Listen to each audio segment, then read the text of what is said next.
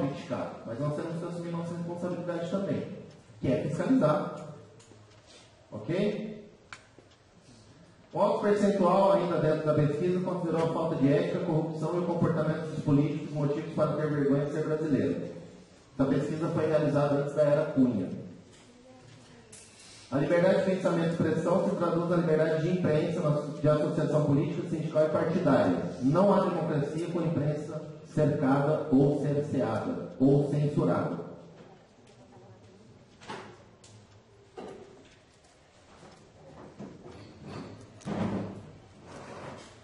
Manipulação da imprensa.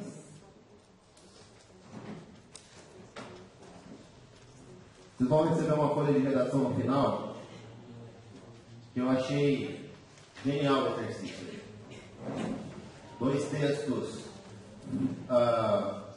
se colocando a favor do processo de impeachment, falando da legalidade, e 2 textos se colocando contra o processo de impeachment, falando do processo de golpe. E isso é essencial para vocês formarem o senso crítico de vocês. Ler. Primeiro que assim, eu não acredito em imprensa imparcial. Falar que a imprensa imparcial é um engodo, um embuste. Tá? Toda imprensa, na minha opinião, isso é meu, tem uma parcialidade. Tem uma linha editorial. Você vai pegar, por exemplo, a revista Veja, ela tem um caráter denuncista. Ela tem uma linha editorial. Geralmente ela está atacando. Você vai pegar a Carta Capital, ela tem uma outra linha teórica. Ela vai estar fazendo defesa dos governos mais populares, como o governo Lula e o governo Dilma. Você, estudante, tem que fazer o que para formar seu senso crítico? Pega a Veja, leia. Pega a Carta Capital e leia. Está na palma da mão, está no celular de vocês. Tá? Pega grandes meios de comunicação, dá uma olhada, o que um está falando, o que o outro está falando. Comparações. Isso começa agora, galera. Vai ajudar muito vocês na hora de interpretar uma questão de vestibular, interpretar uma questão do Enem. As questões do Enem são textos enormes, né? Então, quanto mais vocês souberem interpretar as diferenças editoriais entre uma linha e outra, melhor. Melhor vocês vão escrever. Tá? Mais senso crítico vocês vão ter. A gente não quer formar discípulos, a gente não quer formar vocês com apenas uma linha. Isso aqui é o certo e isso é o errado. Quem vai estabelecer o que é certo e errado são vocês na vida de vocês. Mas para conhecer o certo e errado, você vai ter que ler aquilo que você considera certo e aquilo que você considera errado. Assim você fundamenta a crítica. Você vai deixar de ter a crítica pela crítica. Eu critico porque eu ouvi criticar. Não. Fundamenta. Ok? Para não ser manipulado pela mídia. Que é o que acontece com grande parte dos brasileiros. Tem ali apenas, então, somente 1 ou 2 viés de comunicação, opções de comunicação, né? Brasileiro mediano, trabalha das 8 às 6, chega em casa e vê o Jornal Nacional. Só. Ele vai ter só um canal de comunicação. Facilmente ele vai ser manipulado, ele não tem senso crítico, ele não tem opções, ele não busca opções. Claro que vocês são jovens 2.0, jovens digitais, vão fazer diferente com buscar opções. Não vão ficar presos a um formato só de jornalismo. Ok? Liberdade de imprensa, violência, crime e justiça no Brasil.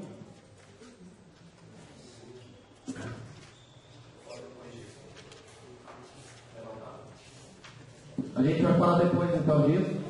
O Felipe vai entrar um pouco aí e conversar com vocês. Por enquanto, obrigado.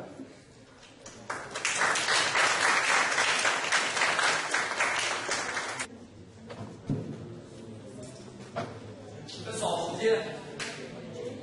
Olha só, eu vou falar sobre o contexto atual, o contexto político e social atual, que é um contexto de forte intolerância, né, por conta da polarização política, mas também por conta de da crise de um modelo político, até então visto como modelo mais favorável às classes populares, e a ascensão de uma visão social e política mais conservadora.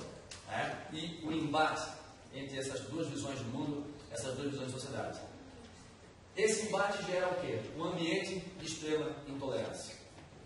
Essa intolerância acontece em vários sentidos, em vários aspectos da vida social. Temos aqui uma chave, Não tenho religião, não sou nordestino, não sou negro, não sou gay, então por que estou amanhã? Não gostei dos seus sapatos. Aí aproveita aqui o sapato da cor vermelha e amarela também para poder mostrar esse ambiente de, digamos, intolerância política. Pessoal, agora, por que isso está acontecendo? Qual é o histórico dessa intolerância? Isso não surgiu agora. Mas você pode falar que essa polarização política que nós temos entre PT e PSDB já existe desde 94. 94, as eleições disputadas entre PSDB, Fernando Cardoso e Lula, 98 se repete. PSDB vence 2 eleições. Depois nós temos 4 eleições com vitória do PT, também sobre o PSDB, Lula 2 vezes, Dilma 2 vezes. Temos um contexto de polarização político-partidária, uma polarização eleitoral. Sim, mas não é só isso. Olha só, a gente vê que essa intolerância hoje, ela se manifesta em vários aspectos da vida social. Machismo, racismo, intolerância religiosa e homofobia. Uma capa da Isto É trouxe ali a Dilma, nesse contexto de crise, aí, acho que é de abril, se não me engano, março, abril, as explosões nervosas da presidente, colocando a presidente figura feminina, no momento de descontrole, que é, na verdade, uma abordagem tipicamente machista, de explorar coisas.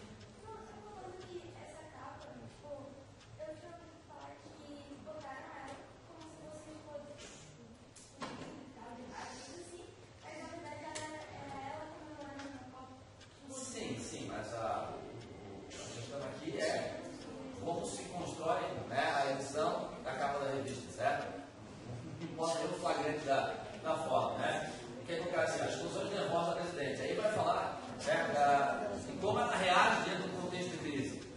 E aí a gente volta para uma história onde a mulher, digamos, é tratada sempre como a escrava das paixões, a mulher escrava dos sentimentos, a mulher histérica.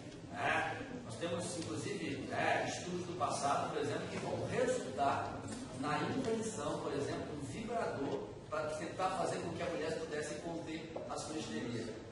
Então, todo esse histórico de machismo aparece nessa capa aqui. E aí depois, uma outra versão extremamente machista, coloca a atual primeira-dama do Brasil, já esqueci o nome dela, Marcela Temer, Não, bela recatada do lado, ou seja, a capa vem um tom de elogio, a posição de uma mulher que é bela, é o contraste, mas recatada do lado, então é uma visão extremamente machista que quer colocar a mulher aonde? Em que ambiente? Não é um ambiente público, não é um ambiente do poder, é um ambiente privado, a mulher que serve ao seu marido. E aqui, o jeito da política atual, o mito Bolsonaro, a discussão dele com uma deputada, eu não a estupro porque você não merece. Isso aqui é o cúmulo do machismo também. Pessoal, essa imagem aqui é uma imagem que marca um contexto também de forte intolerância religiosa, principalmente uma intolerância em relação às expressões religiosas de origem africana no Brasil. E aí, nesse caso, essa intolerância religiosa também, claro, tem um tom de racismo. E aqui, uma fotografia, um pai ou um avô tampando os olhos do filho dentro de um casal de homens homossexuais. Então, esse contexto de intolerância surge no momento, digamos, em que essa intolerância é ampla. Agora, é claro, ela também é um reflexo do ambiente político que se vive, de um forte acirramento de dois projetos políticos, que talvez nem sejam tão diferentes, mas pelo menos querem se mostrar como diferente. Tá? Temos aí o contexto do acirramento político entre os petralhas, como dizem os coxinhas, e os coxinhas, como dizem os petralhas. Ou podemos usar outras terminações, mas essas são as terminações dominantes. Né? E aí, pessoal, a gente vê o ódio, né, tomando conta dos dois lados. Aí, de onde surgiu esse ódio? Olha, esse ódio, eu diria, é difícil falar isso nesse momento atual, mas esse ódio, pelo menos no Brasil, ele se constrói ao longo de uma história onde a direita ocupou o poder durante muito tempo e alimentou no imaginário popular o perigo que a esquerda representava na história do país. E isso acontece, né, desde o início da República e vai se consolidar principalmente na era Vargas. É o que eu vou tentar explicar. Mas no contexto atual, né, em que a esquerda chegou ao poder, a gente já não pode mais dizer que a esquerda é vítima histórica, né, de tudo isso.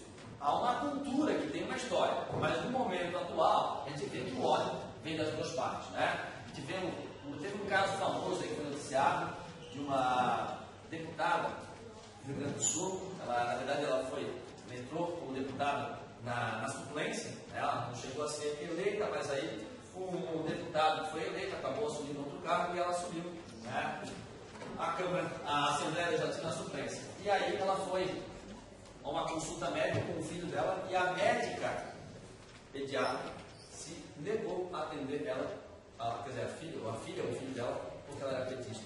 Né? Então, a gente vê em que nível está chegando o ódio. E, obviamente, que esse ódio, né, também vem, digamos, tem a contrapartida daqueles que defendem o projeto petista de governo. Certo? Pessoal, eu vou falar agora, tá, sobre como isso se construiu historicamente no Brasil. Quando a gente fala das figuras, né, da figura mais, digamos, proeminente da política brasileira dos últimos anos, Lula, a gente pode dizer que assim que ele aparece, digamos, com mais evidência na política, já se constrói uma polarização política e ideológica no Brasil. A primeira eleição presidencial depois da ditadura, como falou o Renato, foi em 89. Né? A Constituição de 88 desbancou a Constituição de 69 e acabou prevendo aí eleições diretas presidenciais de 89. Certo? Nós vamos ter um segundo turno entre Collor e Lula. Quer falar alguma coisa? Não? Tá. Uma eleição, um segundo turno entre Collor e Lula. E nessa época, né, nós vamos ter os meios de comunicação mais, digamos, importantes, aqueles que têm mais, como é que eu vou dizer, aceitação, né, nas esferas públicas. A Veja, por exemplo, e a Globo, iniciando uma campanha fortíssima e tendenciosa a favor do Collor. Né? A gente vê claramente nas edições que a Veja traz em 89. Collor, que aparece aquela fotografia do Collor, né, sorrindo, tranquilo, um caçador de marajás, né, o homem que veio combater a corrupção. Vou lembrar de uma coisa: essa eleição ela é a primeira eleição direta no Brasil depois da eleição depois do golpe militar. E a última eleição antes do golpe militar foi a eleição de 60, Jânio Quadros. Qual era o lema, qual era o símbolo da campanha de Jânio Quadros? A vassoura, varrer a corrupção. O Collor, praticamente, ele adapta digamos, a estratégia de campanha do Jânio Quadros ao contexto do final dos anos 80. Né? E aí querem colocar Collor como um homem que vem combater a corrupção do Brasil, como se fosse o novo Jânio Quadros. E aqui, olha só, a expressão do Lula, sério, Lula e o capitalismo, as mudanças que o PT promete dividem o Brasil. Né? Já coloca o Lula como dúvida, como incerteza. Já o Collor, a expressão do sorriso, caçador de marajás. Esse cara é foda. Né? Então, pessoal, o lema da campanha do PT em 89, ele faz uma reflexão sobre um histórico de como se abordou a esquerda no Brasil. Né? Nós tivemos dois importantes, quer dizer, tivemos vários golpes de Estado no Brasil, são vários, certo? Mas os dois mais relevantes são o 37, o golpe do Estado Novo, com Vargas, e depois o golpe militar de 64. E nesse